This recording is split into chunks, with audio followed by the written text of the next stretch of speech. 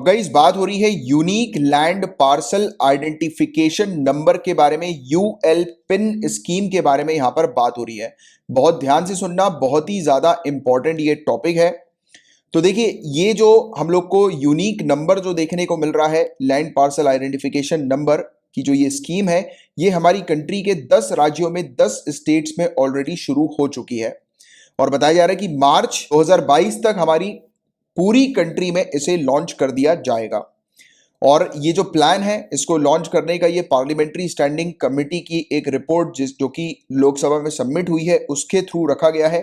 और ये digital India land records modernisation programme का एक पार्ट है, जिसकी शुरुआत 2008 में हुई थी और इसे कई बार जो है वो एक्सपेंड किया हुआ है। राइट, तो ये चीज यहां पर बताई जा रही है।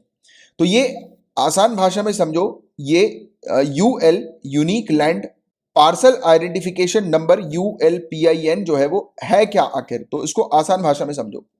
तो ये आधार है जमीन का, तो जमीन का आधार ये हमें देखने को मिलता है। तो हमारे पास जो आधार कार्ड है, तो आपको पता है गाइस आधार कार्ड क्या है? Unique identification number. ये आधार कार्ड है ना हमारा, तो ये यूनिक आइडेंटिफिकेशन नंबर है। हर एक व्यक्ति को आइडेंटिफाई करने के लिए एक अलग नंबर है, यानी कि हर एक व्यक्ति की आइडेंटिटी का एक अलग नंबर जो है वो सेट किया हुआ है आधार के थ्रू। राइट, आधार आपसे पूछा जाता है कि आपका आधार कार्ड नंबर डालिए। राइट, काफी सारे फॉर्म्स होते हैं, उसमें आपसे बोला जाता है आधार कार्ड नंबर डालिए। क्यों डालिए? तो उस नंबर से वेरीफाई किया जाता है कि आप जो हो वो, यानी कि जो ये इंफॉर्मेशन फीड कर रहा है वो सही व्यक्ति है कि नहीं। और क्योंकि हमारे आधार में बहुत सारी चीजें लिंक्ड है, जैसे कि हमारा जो थंब प्रिंट है, फिंगर प्रिंट है, वो सब लिंक है उसमें। राइट, हमारा जो आंखों का जो स्कैन किया हुआ है, राइट, तो हमारी ये जो रेटिना प्रिंट भी वहां पर है, आइरिस स्कैन किया हुआ है कि नहीं। बहुत सारी चीजें उसके अंदर, बहुत सारी डिटेल्स हैं। आधार के थ्रू हमारा बैंक अकाउंट लिंक है, हमारा पैन अकाउंट लिंक है। राइट, तो आधार इसलिए मांगा जाता है कि एक इंडिविजुअल की पूरी डिटेल्स जो है वो आधार के थ्रू मिल सके, इस नंबर के थ्रू मिल सके। तो ये तो इंडिविजुअल का नंबर हो गया, यूनिक आइडेंटिटी नंबर, इंडिविजुअल का, पर्सन का। तो वैसे ही जमीन का भी, लैंड का भी ये आधार नंबर है। तो ये ULPIN जो है वो जमीन का आधार नंबर है। राइट, तो जमीन को जो है वो एक यूनिक नंबर दिया जाता है उस जमीन को आइडेंटिफाई करने के लिए, उसकी जमीन की एक नंबर के थ्रू आइडेंटिटी जो है वो सेट कर दी जाती है। इससे फायदा ये होता है कि लैंड फ्रॉड जो होते हैं, जमीन के जो मामले हम लोग को फ्रॉड के देखने को मिलते हैं, उसको प्रिवेंट किया जा सकता है। स्पेशली गांव क्षेत्र में बहुत ज्यादा ये इशू होता है, जब लैंड रिकॉर्ड जो होते हैं वो आउटडेटेड हो जाते हैं और फिर उस पर डिस्प्यूट होता है। राइट, आपस में दो लोग जो है वो नेबर्स लड़ने लगते हैं कि ये जमीन जो है वो बीच की किसकी है, क्योंकि प्रॉपर रिकॉर्ड्स नहीं होता, और होता भी है तो आउटडेटेड रहता है। तो इस प्रकार से लड़ाई झगड़े होने लगते हैं। और ये तो सिर्फ रूरल एरिया की बात हो रही, काफी बार हम लोग देखते हैं कि शहरी एरिया पर भी बहुत इश्यूज हम लोग को देखने को मिलते हैं। कई बार जो लोग हैं वो किस चीज पर लड़ने लगते हैं, यानी कि आपस में जो नेबर्स जो होते हैं वो क्या करते हैं, या फिर नेबर्स भी छोड़ दो, आप इसको भी मत समझो, कई बार लोग बाग सरकार की जमीन अपने कंट्रोल में कर लेते हैं। जैसे कि एक इंडिविजुअल का प्लॉट है, एक पर्टिकुलर एरिया का, उस प्लॉट के बगल से एक सड़क जा रही है, सामने वाले, अब सड़क सरकार की प्रॉपर्टी है, सामने वाले ने क्या किया, सरकार की प्रॉपर्टी पर, सड़क पर भी अपना कब्जा कर लिया, वहां पर कुछ पर्टिकुलर कंस्ट्रक्शन कर मारा। राइट, और इसके प्रॉपर रिकॉर्ड्स होते नहीं है। राइट, प्रॉपर डेटा नहीं होता कई बार, या फिर डेटा होता भी है तो आउटडेटेड हो जाता है कई सारी जगहों पर, स्पेशली गांव क्षेत्रों में। राइट, तब क्या होता है, सरकारी जमीन भी जो होती है वो प्राइवेट पर्सन के कंट्रोल में चली जाती है कई बार। राइट, और इससे सरकार को लॉस होता है।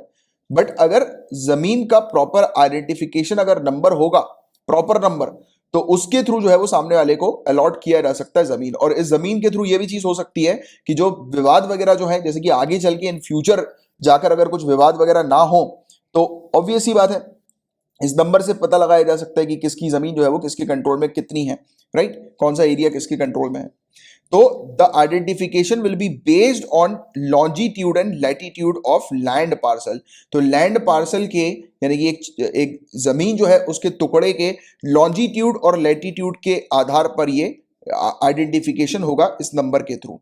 राइट, और ये किसके ऊपर डिपेंडेंट होगा, यानी कि ये जो नंबर जो क्रिएट किए जाएंगे, या फिर ये ULPIN जो क्रिएट किया जाएगा, यानी कि ये नंबर जो क्रिएट किया जाएगा, ये डिटेल्ड सर्वे के थ्रू क्रिएट किया जाएगा। और जियो रेफरेंस जो होगा, यानी कि इसका ज्योग्राफिकल रेफरेंस जो होगा वो कैडास्ट्रल मैप्स के थ्रू होगा।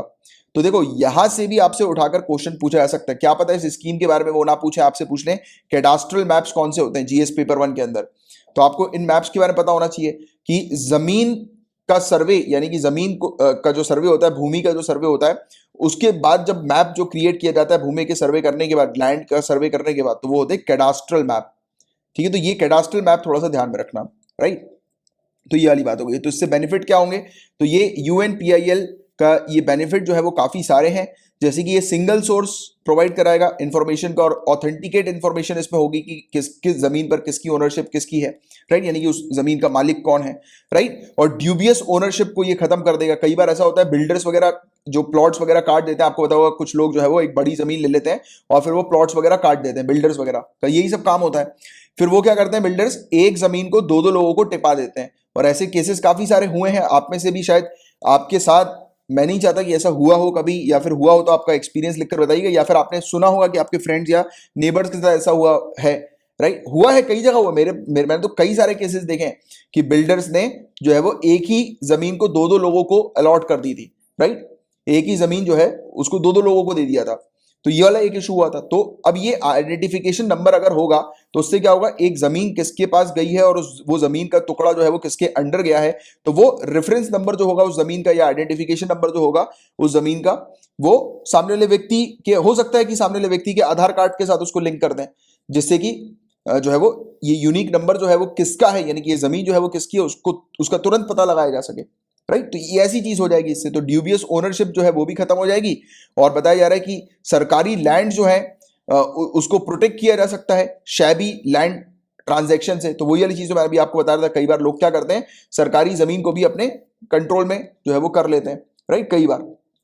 तो वो सब चीजें भी बच जाएंगी, राइट। तो ये वाली चीज है जिसके बारे में आप लोग को एक आइडिया होना चाहिए, काफी इंपॉर्टेंट स्कीम है, right, unique land parcel identification number scheme.